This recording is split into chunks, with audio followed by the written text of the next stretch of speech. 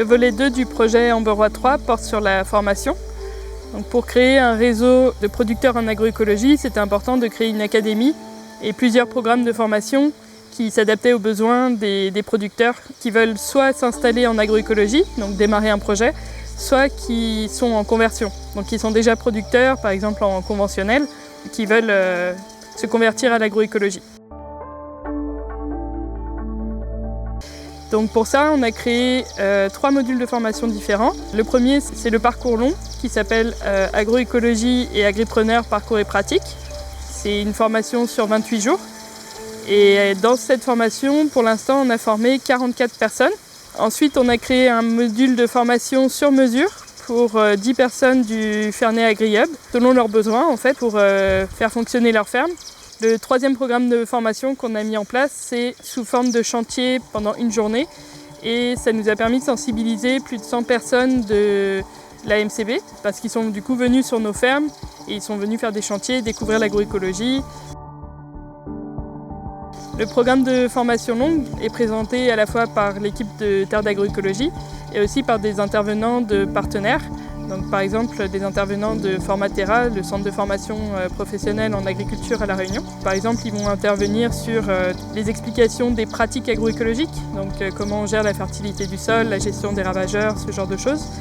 Et on a aussi eu l'intervention de formateurs du FAREI pour des choses qui concernent vraiment Maurice, donc par exemple le cadre dans lequel on s'installe en agriculture à Maurice ou comment on design sa ferme, tout ce genre de choses.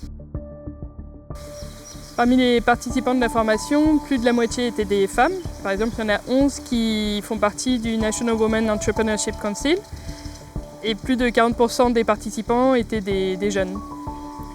Parmi les projets des participants, il y avait une diversité de projets. Certains voulaient s'installer dans des fermes collectives, des fermes individuelles ou produire de la nourriture pour eux-mêmes ou se former pour pouvoir travailler dans des fermes ou produire des services qui sont utiles aux agriculteurs.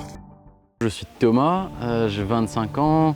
Pour le moment, je suis prof de surf. À côté, j'étudie la naturopathie. J'ai l'opportunité de développer un terrain à Baie du Cap pour transformer les cannes en forêt et vivre là-bas en autonomie alimentaire et énergétique. Du coup, ce cours-là m'a permis d'apprendre comment régénérer une terre et comment la rendre fertile, faire en sorte que la terre me rende x10 tout ce que je lui donne. Je suis Corinne Constance, ça fait déjà 4 ans que j'ai joint le AgriHub. Donc je suis entrepreneur sur le AgriHub. On fait déjà de l'agriculture donc sans aucun intrant chimique. Et j'ai vu cette formation comme vraiment le next step pour moi parce que ça m'a donné beaucoup de techniques de travail et une autre façon peut-être de voir le métier et la production sans pesticides et sans culture chimique. On a beaucoup appris avec les formateurs de Formatera ainsi que ceux de Volet Vert sur ce qui est vraiment très adapté à notre climat. Bien souvent, on a beaucoup d'informations, mais pas vraiment ciblées à notre propre façon de cultiver à Maurice. Donc, ça m'a donné beaucoup de billes que j'ai pu déjà commencer à mettre en avant sur ma parcelle à Ferney.